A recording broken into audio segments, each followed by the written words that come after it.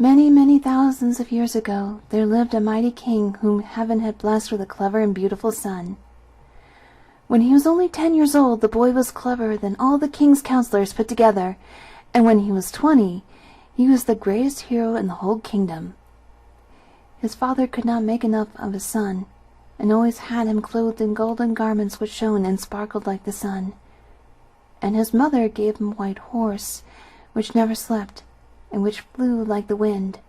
All the people in the land loved him dearly, and called him the Sun Hero, for they did not think his like existed under the sun.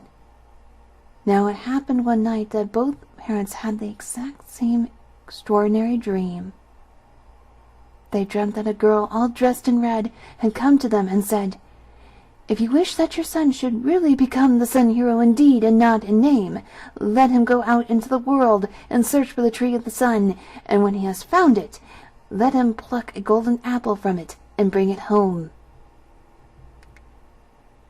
When the king and queen had each related their dreams to each other, they were much amazed that they would have both dreamt exactly the same about their son, and the king said to his wife, "This is clearly a sign from heaven that we should send our son out into the world in order that he may come home the great Sun Hero, as the red girl said, not only in name but in deed." The queen consented with many tears, and the king at once bade his son set forth in search of the tree of the sun, from which he was to pluck a golden apple. The prince was delighted at the prospect, and set out on his travels that very day. For a long time he wandered all through the world, and it was not till the 99th day that he started that he found an old man who was able to tell him where the tree of the sun grew. He followed his directions and rode on his way, and after another 99 days he arrived at a golden castle which stood in the middle of a vast wilderness. He knocked at the door, which was opened noiselessly by invisible hands. Finding no one about, the prince rode on and came to a great meadow where the sun tree grew. When he reached the tree, he put out his hand to pluck a golden apple, but all of a sudden the tree grew higher, so that he could not reach its fruit.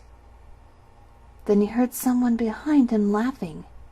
Turning round, he saw the girl in red walking towards him, who has addressed him in these words: "Do you really imagine, brave son of the earth, that you can pluck an apple so easily from the tree of the sun? Before you can do that, you have a difficult task before you.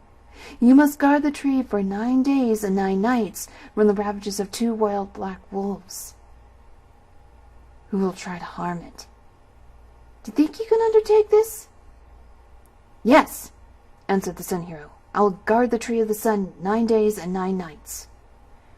Then the girl continued, "Remember, though, if you do not succeed, the sun will kill you. Now begin your watch." With these words, the red girl went back into the golden castle. She had hardly left him when the 2 black wolves appeared, but the Sun Hero beat them off with a sword, and they retired, only, however, to reappear in a very short time. The Sun Hero chased them away once more, but he hardly sat down to rest when the 2 black wolves were on the scene again. This went on for 7 days and nights, when the white horse, who had never done such a thing before, turned to the Sun Hero and said in a human voice, "Listen to what I am going to say. A fairy gave me to your mother in order that I might be of service to you. So let me tell you that if you go to sleep and let the wolves harm the tree, the sun will surely kill you." The fairy, foreseeing this, put everyone in the world under a spell, which prevents their obeying from the sun's command to take your life. But all the same, she has forgotten one person who will certainly kill you if you fall asleep and let the sun wolves damage the tree. So watch and keep the wolves away." Then the Sun Hero strove with all his might and kept the black wolves at bay and conquered his desire to sleep. But on the 8th night his strength failed him, and he fell asleep. When he awoke, a woman in black stood behind him and said, "You have fulfilled your task very badly, for you have let the 2 black wolves damage the tree of the sun. I am the mother of the sun, and I command you to ride away from here at once, and I pronounce sentence of death upon you. For you proudly let yourself be called the Sun Hero without having done anything to deserve the name." The youth mounted his horse sadly and rode home. The people all thronged round him on his return, anxious to hear his adventures, but he told them nothing, and only to his mother did he confide what had befallen him. But the old queen laughed and said to her son, "Don't worry, my child. You see, the fairy has protected you so far, and the sun has found no one to kill you. So cheer up and be happy." After a time, the prince forgot all about his adventure and married a beautiful princess, with whom he lived very happily for some time.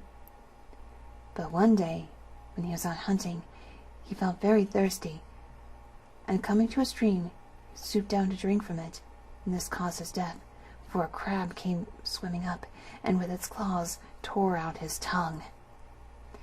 He was carried home in a dying condition, and as he lay on his deathbed, the dark woman appeared and said, "So the sun has, after all, found someone who has not been under the fairy's spell, who has caused your death. And a similar fate will overtake everyone under the sun who has wrongfully assumes a title to which he has no right."